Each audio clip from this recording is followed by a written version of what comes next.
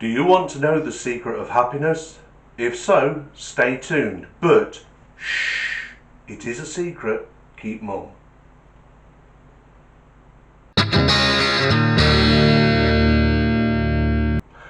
Hi, my name's Andy and this is the Q4 channel and I'm talking from the shed.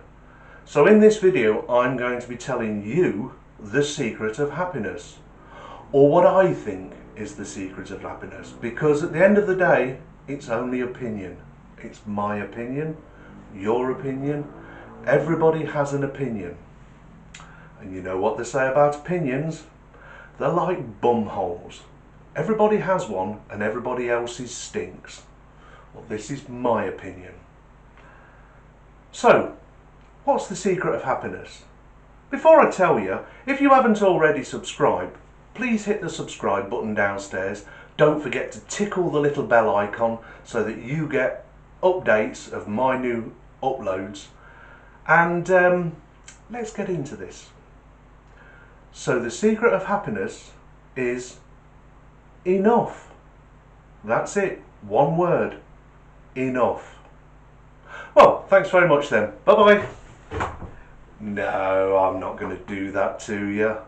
Let's unpack the word enough just a little bit. Make some explanations of what I mean. Why wouldn't you be happy if you had enough money, enough shelter, enough food, enough love, enough clothing? Just enough. And when you have enough, then you should be happy. But what is enough? You see, this is the difficult part. Only you can decide what is enough for you.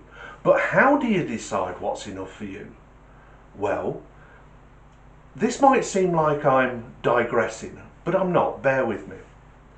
Businesses up and down the country and worldwide, they tend to do accounts. They tend to do a review of how well the business is doing from year to year. Large companies, large corporations even, they do quarterly analysis so they can see how well they did in the last quarter, whether they're making or losing money, and how well they're going to do or what they're going to change to improve things for the next quarter. Smaller companies and businesses, they tend to do it yearly. Maybe they just do it for tax purposes because they have to hand in their tax liabilities. But every year they do this analysis and it tells them how well the company's doing. If the company's making money, what changes they can make if the company isn't doing as well as they expected. Now, how many times have you ever done an analysis like that on your own life? How many times have you looked at your life? You've probably never done it. In times of grief or great joy or emergency, you might say to yourself, "Ooh, I really need to look at my life. I really need to change things." But do you? I don't know.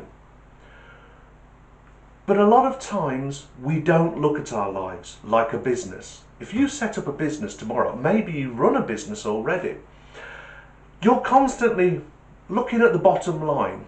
You're constantly saying to yourself, how can I make this business better?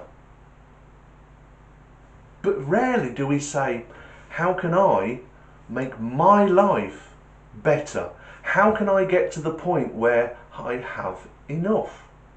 I have enough work, therefore I'm making enough money, which means I'm being fed enough. And if you're in a relationship, do you think to yourself, do I give enough love? Am I receiving enough love?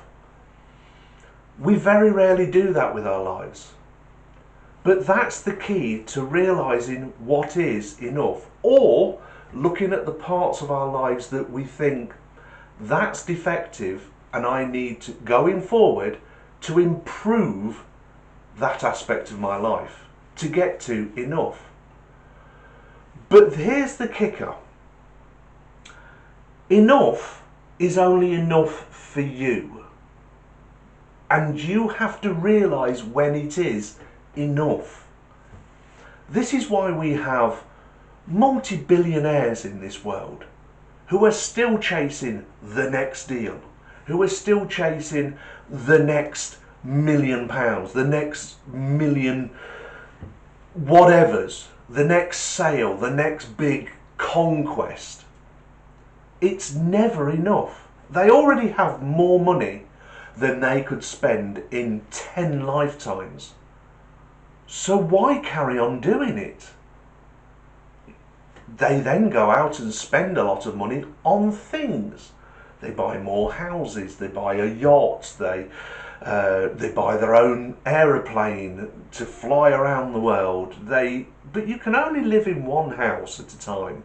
You can only drive one car at a time. You're constantly chasing around that you never really find yourself that it's enough. These people, it never will be enough. They're constantly chasing something that's elusive. Yet the other end of the scale, you could meet somebody who seems to have little. They're not destitute, because how can you be happy if you're destitute, if you haven't got enough? It doesn't make sense. So, but you meet people who are, they don't seem wealthy, but they always seem happy, because they've decided, I have enough. I have enough money to pay the bills, to buy the food, and enough left over for a few treats for the family, maybe a holiday or sweeties for the kids. But I also have the love of my family, and I also have enough, and therefore I'm content, I'm happy. And you see this, and this is where the massively rich don't seem to understand. They never seem happy. They always seem stressed. They're frightened that the next big deal, the next big thing is going to pass them by. So they're chasing after it without doing an evaluation. With their businesses, they're constantly finger on the pulse. They're constantly looking at the bottom line. They're constantly saying, this is what we need to do to improve. But I bet you they've never done that same audit with their life, because it would scare them. Because a lot of these people probably are empty vessels that can never be filled. And that would terrify them if they actually went and looked at why they're doing what they're doing. Think about it. If you had all of that, look at it this way. How many times have you heard the horror stories of lottery winners that their lives have become miserable because of the win? Their relationship with their friends and relatives changes because now they're massively rich, and therefore people look at them differently. They find that spending that money is fun to start with, but then it's a whole different set of worries about who's going to try and take it away from them. Worries they never had before. They're different worries, admittedly, but they're worries they didn't have before that winning. And then they realise just how happy they were in their old life, which they now cannot get back. But if they'd have just taken a moment to evaluate their life as it was and realised that I already had enough, they probably never would have bought the lottery ticket. So that's what I mean by enough. But as I said, the hardest part of enough is you deciding when it's enough, and also keeping it enough. Because you could evaluate your life and I am happy, I have got enough, I'm content. And then you sit on your laurels and things start to slide. Because, like a business, you need to keep on top of the situation. You need to make sure that I'm still doing enough work, that I'm making enough money, that I have enough, and therefore can still pay the bills, buy the food, and have enough left over for a few little treats. It's very easy to become complacent, and it's human nature to keep moving. You keep moving forward. You can't stagnate. because that's as bad as, well, being inactive is as bad as acting too much. Being inactive can create a lethargy in your personal life that then can spill over to other aspects of your working life, your relationship with your friends, business, with your partner, and all of it starts to fall apart, and now it isn't enough. So enough has to be your decision of what enough is. You might decide that enough is millions of pounds. Then you've got to make that your goal and chase after it. You've got to get to the point where you can sit back and say it's enough.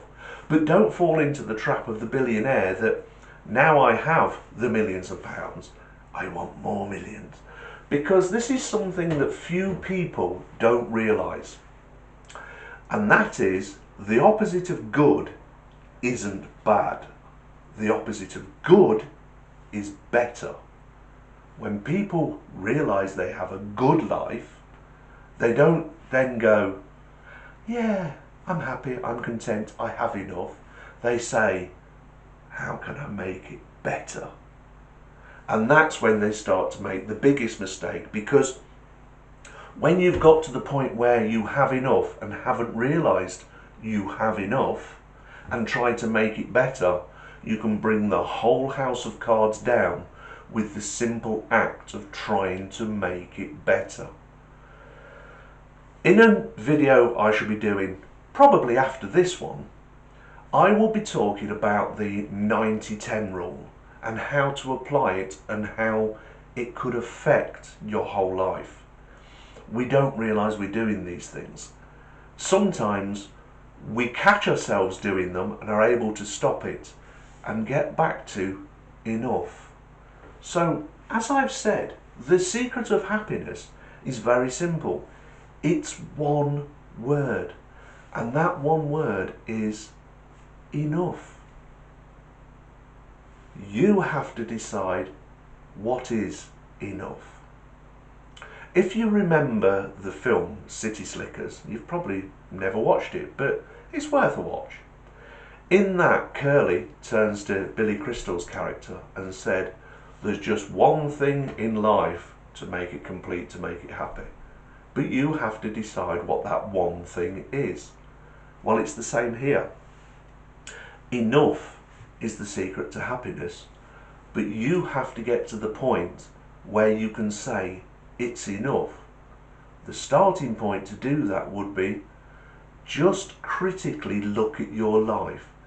Decide where it's lacking, where it's going, what changes you can make to make it better, but more importantly, is it enough?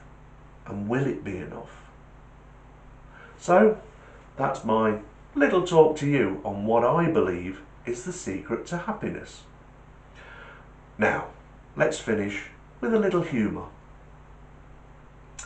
There's a couple lay in bed together, and he's feeling his mortality a little bit. He's thinking of life and death, and is there life after death, and so on and so forth. And he turns to his wife and he says, darling, if I should happen to die before you, would you get remarried? And she thinks for a few minutes and then says, yes, I think I would. And he goes, oh, right, okay. She goes, let me explain. I like being married, sweetheart. I enjoy the closeness, the camaraderie, the companionship, and I enjoy that. And after a period of mourning, I might then get remarried. And he goes, oh yeah, I see, sweetheart. Yeah, I see. He goes, would you sleep with him in our bed? And she says, well, if I was married to him, darling, of course I'd sleep with him. And of course it'd be our bed then. And he goes, oh yeah, I see, yeah.